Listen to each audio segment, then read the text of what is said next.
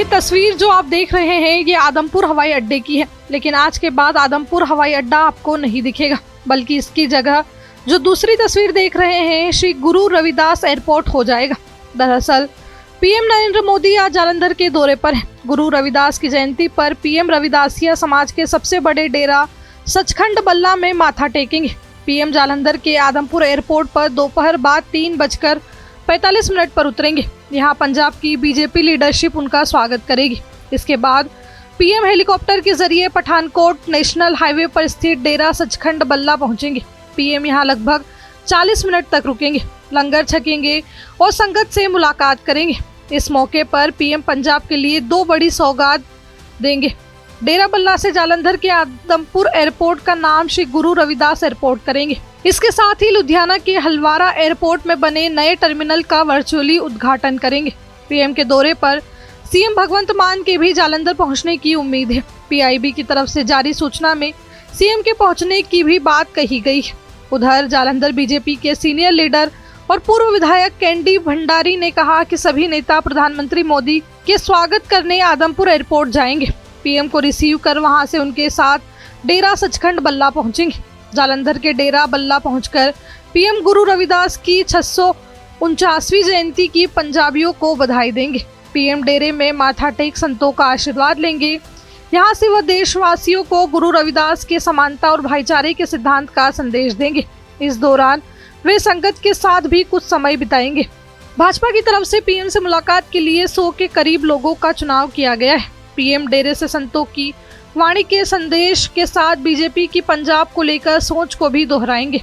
पंजाब में 2027 के विधानसभा चुनाव से पहले पीएम के इस दौरे को बीजेपी के मास्टर स्ट्रोक के रूप में देखा जा रहा है।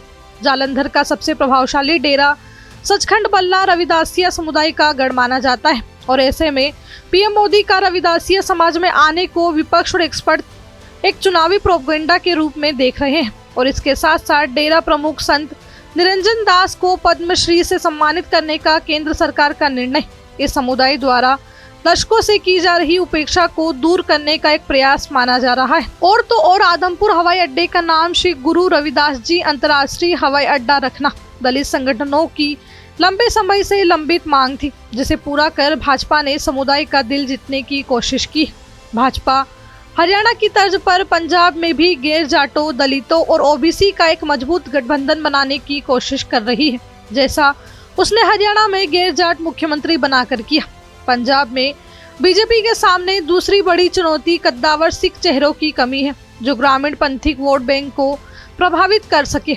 हालांकि पार्टी रवनीत सिंह बिट्टू जैसे नेताओं के जरिए इस कमी को भरने की कोशिश कर रही है। शिरोमणि अकाली दल के साथ दशकों पुराना गठबंधन टूटने के बाद भाजपा अकेले दम पर सभी 117 सीटों पर चुनाव लड़ने की तैयारी कर रही है। राज्य की जटिल जनसांख्यिकी में बिना किसी क्षेत्रीय सहयोगी के बहुमत पाना एक कठिन लक्ष्य है। पिछले कुछ वर्षों में कांग्रेस और अन्य दलों से कई बड़े नेता भाजपा में शामिल हुए। इससे पार्टी को अनुभव तो मिला है, लेकिन पुराने कैडर के साथ तालमेल बिठाना और विचारधारा के साथ समझौते की धारणा को दूर करना एक आंतरिक चुनौती बनी हुई है। वहीं सिख संस्थानों में कथित हस्तक्षेप और बंदी सिखों की रिहाई जैसे संवेदनशील मुद्दों पर भाजपा के कड़े रुख के कारण सिख मतदाताओं का एक बड़ा हिस्सा पार्टी से दूरी बनाए हुए है। हालांकि छवि सुधर रही है, लेकिन चुनौतियां बनी हुई है। कांग्रेस अभी भी ऐतिहासिक रूप से दलित वोटों पर मजबूत पकड़ रखती है। पूर्व सीएम चरणजीत सिंह चन्नी एक प्रमुख दलित चेहरा है। भाजपा के लिए यह एक लंबी लड़ाई है, जिसमें उसे अपने प्रतीकात्मक कदमों को वास्तविक राजनीतिक समर्थन में बदलना होगा। वहीं प्रधानमंत्री मोदी का डेरा सचखंड बल्ला दौरा इसी रणनीति का हिस्सा है, लेकिन इस वर्ग में कांग्रेस और आप की पहले से ही मजबूत पकड़ को तोड़ना आसान नहीं होगा।